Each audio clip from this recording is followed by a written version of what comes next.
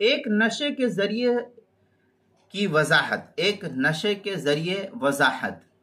चुनांचे अल्लामा शामी रहमतुल्लाह अलैह ने इन सब सूरतों को दर्जे झेल सूरत के साथ वाज़ेह फरमाया है।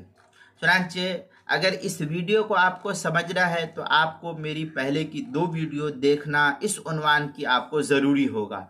मसलन एक वीडियो है मेरी अल्फाज़े किनाया से वक़ूए तलाक के बारे में बुनियादी उसूल, आप पहले ये वीडियो देखें। उसके बाद दूसरे तलाक देने वाले की 3 हालतें और उनका हुक्म, ये दूसरी वीडियो। ये दोनों वीडियो आप मेरी देखें। उसके बाद फिर ये तीसरी सूरत जो मैं अब बयान कर रहा हूँ कि एक नशे के ज़रिए वजाहत, इस वीडियो को देखना है तो इन दोनों वीडियो को देखने के बाद ही इस तीसरी वीडियो को समझना आपके लिए आसान होगा।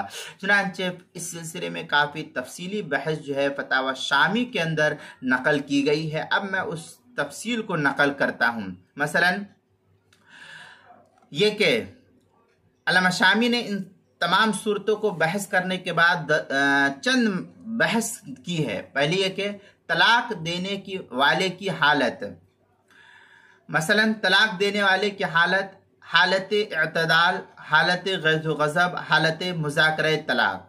अब तलाक देने वाले की जो हालत है वो पहली ये कि वो अल्फाज जो तलाक के जवाब और तरदीद का एहतमाल रखता है, जैसे उखरजी निकल जा, इज़हबी चली जा, ये तो पहली सूरत हुई। दूसरी सूरत वो अल्फाज जो जवाब और तानो तशनी का एहतमाल रखते हैं, मसलन खलिया तू खाली है, बरिया तू अलग थलग है, तो ये सूरत। तीसरी सूरत वो अल्फाज जो सिर्फ जवाब पर मुश्तमिल हो, मसलन इअ्तदी तू इद्दत कर ले, इस्तबराई अपने रहम को साफ कर ले, ये 3 सूरतें हैं। तो अब हम ये देखते हैं कि तलाक देने वाले की जो हालत है इसमें यह देखा जाएगा कि हालत इअ्तदाल, हालत गैज़ व गज़ब या हालत मुज़ाकरा तलाक है। तो पहली सूरत वो अल्फाज जो तलाक के जवाब में तरदीद का एहतमाल रखते हैं, मसलन जैसे निकल जा, उखरुजी तो निकल जा, इधबी चली जा, इसके अंदर नियत लाजिम है, इसके अंदर नियत लाजिम है। हालत इअ्तदाल है अगर तो नियत लाजिम है, हालत गैज़ व गज़ब है तब भी नियत का करना ये लाजिम है, और अगर आम मुज़ाकरा तलाक चल रहा है तब भी इस सूरत में ये नियत का करना ये लाजिम होता है। ये 3 सूरतें इसकी बनती हैं। दूसरे ये कि तलाक देने वाले की हालत वो अल्फाज जो जवाब और तानो तशनी का एहतमाल रखते हैं, जैसे खलिया तो खाली है, बरिया तो अलग थलग है। तो इस सूरत में देखा जाएगा कि जो तलाक दे रहा है उसकी हालत क्या है। हालत इअ्तदाल है तो हालत इअ्तदाल होने की वजह से इस अल्फाज के कहने पर नियत करना ये लाजिम है, और हालत गैज़ व गज़ब गुस्से में ये अल्फाज कहा है शौहर ने तब भी नियत लाजिम है।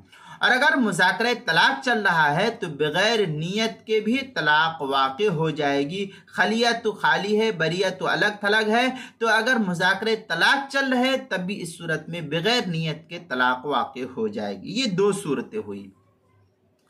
तीसरी सूरत यह कि तलाक देने वाले की हालत इस सूरत में है कि वो अल्फाज तलाक देने वाला ये कहता है जो जवाब पर मुश्तमिल है, मसलन ये कि इअ्तदी तो इद्दत कर ले, इस्तबराई तो अपने रहम को साफ कर ले। तो इस सूरत में हालत इअ्तदाल अगर है, हालत इअ्तदाल है, शौहर मुअतदिल हालत में है तो नियत लाजिम है, जैसे नियत करेगा वैसा फैसला होगा। दूसरे कि अगर गुस्से में ये अल्फाज कह रहे हैं कि इअ्तदी तो इद्दत को तो इद्दत कर ले, रहम को साफ कर ले, इस्तबराई, अगर गुस्से में कह रहा है तो इन अल्फाज के कहने से बगैर नियत के भी तलाक वाक़े हो जाएगी। दूसरे कि इस अल्फाज को उस वक्त कहा जब तलाक का मुज़ाकरा चल रहा था, तो मुज़ाकरा तलाक के दरमियान जब ये अल्फाज कहे हैं तो बगैर नियत के भी ये तलाक वाक़े हो जाएगी। ये 3 सूरत हाल जो है इंसान की बयान की गई है फतावा शामी के हवाले से। चुनांचे इस सिलसिले में काफ़ी तफसीली बहस फतावा शामी, फतावा हिंदिया, फतावा काजी खान और दीगर फतावा तातार खानिया वगैरह के अंदर नकल की गई है। अब इससे ये वाज़ेह हो गया कि जो अल्फाज किनाया में शुमार किए गए हैं, अगर कोई करीना उनके साथ ऐसा मिला हुआ हो जिससे इस बात की साफ तौर पर वजाहत मालूम होती है कि उससे इससे तलाक मुराद है या नहीं, तो फिर वो अल्फाज किनाया में शामिल ही नहीं होते हैं। और जब किनाये में शामिल नहीं होंगे तो फिर उसका मसला ही दूसरा हो जाएगा। बल्कि जब किनाये में शामिल नहीं हुए बल्कि सरीह के दर्जे में आ जाते हैं। अब जब ये सरीह के दर्जे में हुआ, मसलन बीवी से ये कहा कि तू मेरे निकाह से आज़ाद है, मर्द ने कहा तू मेरे निकाह से आज़ाद है, बिला नियत भी तलाक इस सूरत में वाक़ हो जाएगी। अब बसा औकात मर्द हजरात ये कह भी देते हैं कि तू मुझसे आज़ाद है, तो इस अल्फाज के कहने से बीवी पर बिला नियत भी तलाक वाक़ हो जाएगी।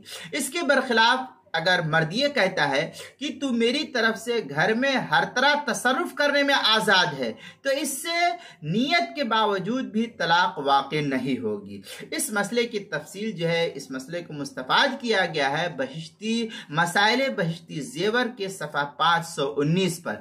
अब इस सिलसिले में फतावा शामी में है फ़ैदा काला रिहा करदम ऐ सर्राहतु की यक़ाउ बिहिर रजई, इस तरीके की इबारत फतावा शामी जो ज़करिया बुक डिपो देवबंद फतावा शामी जो कराची का छपा हुआ नुस्खा, उसकी तीसरी जिल्द सफ़ा 299, और कराची का जो छपा हुआ नुस्खा है फतावा शामी का, उसकी क्या नाम है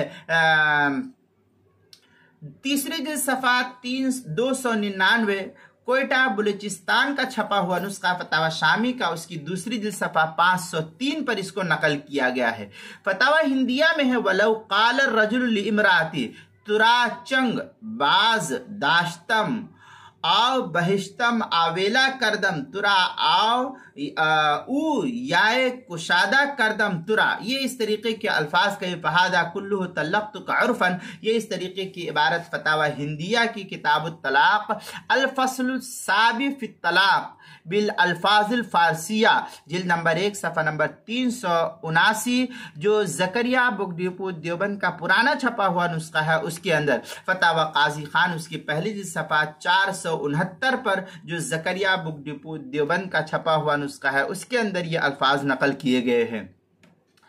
अब इससे ये बात मालूम हुई कि बाज़ किनाई अल्फाज अगर मुआशरे में तलाक़ी के लिए उमूमन इस्तेमाल होने लगते हों तो भी सरीह अल्फाज तलाक के दर्जे में ये लफ्ज़ शुमार हो जाता है। मसलन बीवी से ये कहना कि तू मुझ पर हराम है या तू आज़ाद है, ये उर्फन तलाक़ी के लिए आमतौर पर मुस्तअमल है, तो इन अल्फाज से बिलानियत तलाक के वक़ू का हुक्म भी नाफिज हो जाएगा। इसी तरह बाज़ इलाक़ों में मसलन बिहार वगैरह के इलाक़ों के अंदर आमतौर पर बीवी से जब शौहर नाराज़ होता है तो उस वक्त ये कहा जाता है बीवी को, शौहर की तरफ से ये कहता है शौहर उसको कि बीवी को कि मैंने तुझको जवाब दे दिया, मैंने तुझको जवाब दे दिया। बिहार में ये मशहूर है कि जवाब देने का लफ्ज़ के फ़लाँ मर्द ने फ़लाँ औरत को जवाब दे दिया, ये तलाक के माने में इस्तेमाल होता है। तो जवाब देने का लफ्ज़ तलाक के लिए आम मुस्तअमल है, वहाँ भी लफ्ज़